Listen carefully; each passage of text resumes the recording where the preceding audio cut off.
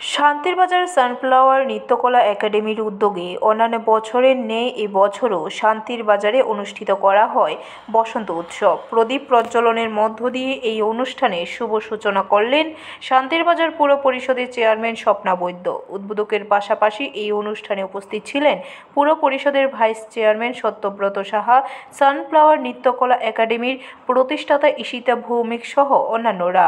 এই দোল উৎসব কেন্দ্র করে রঙিন আবহে এবং বর্ণ উচ্ছ্বাসে মেতে উঠল একে অপরের সঙ্গে। পরবর্তী সময় সানফ্লাওয়ার নৃত্যকলা একাডেমির ক্ষুদে শিল্পীদের নিয়ে শান্তির বাজারে এক বর্ণময় র্যালি সংগঠিত করা হয়।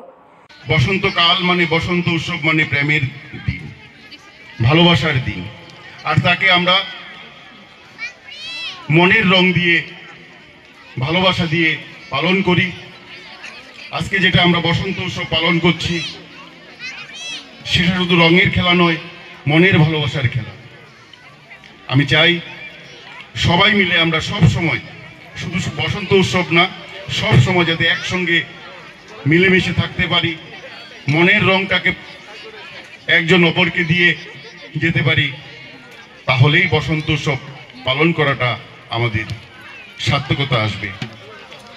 সানফ্লাওয়ার নৃত্যকলা একাডেমি অনেক আগে থেকেই। ব্যুরো রিপোর্ট, খবর ত্রিপুরা।